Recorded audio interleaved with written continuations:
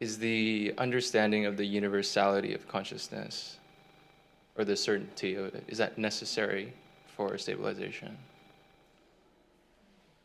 It is the certainty of the universality of consciousness. Necessary to be established in... No. What's necessary, two things are necessary.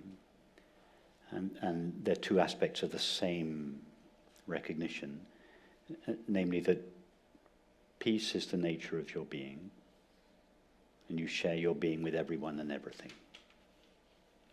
If those are the only two things, if you were to take 3,000 years of spiritual literature and practice in all the great traditions and distill it into a single sentence, it would read like this: peace and happiness are the nature of your being, and you share your being with everyone and everything.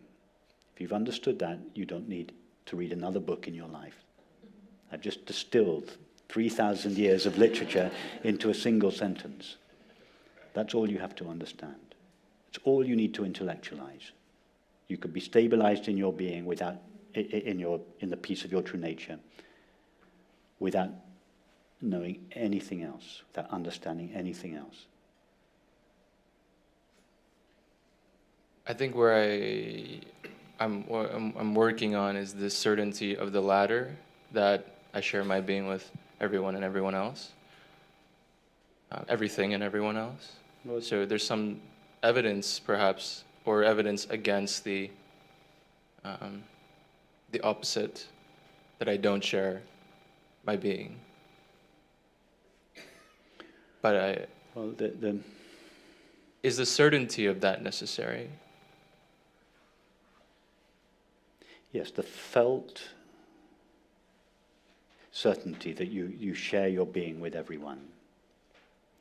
Because if you don't, it is necessary, because if you don't have that, the possibility that others are others will remain. That others are separate from you. And if others are separate from you, then that's the source of all conflicts. So if you want this understanding to pervade, particularly your relationships with people, it's necessary to know that you share your being with everyone, in particular the people you dislike and disagree with. It's easy to feel that you share your being with your friends. That's what friendship is, the felt sense of our shared being. So we all feel we share our being with our loved ones and our friends. We don't all feel we share our being with the people we dislike and the ones we disagree with. Why is the world in the condition that it is in? Why is society in the condition it is in now? Is because most people don't feel they share their being with everyone. And that enables them to behave in the way that many people behave towards one another, hence all the conflicts. And so yes, it's necessary to feel. You don't even have to understand it. You don't have to intellectualize it. But it's necessary to feel that we share our being with everyone. In other words, it's necessary to love everyone, yes. We don't have to like everyone, but we do have to love everyone. That would be essential. That would be one of the core. If there's only two things you feel that peace is your nature and that you love everybody, that would be enough. If you feel that peace is your nature, you're never motivated to go out into the world in search of happiness again. You may still have a desire to go out into the world, but it wouldn't be motivated by the search for happiness. In other words, from the sense of lack. You feel at peace. Peace is your nature.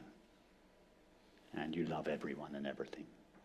All people, all animals, and all things. That would be enough. So is the second one more of an attitude than a certainty? It's more a feeling. Okay.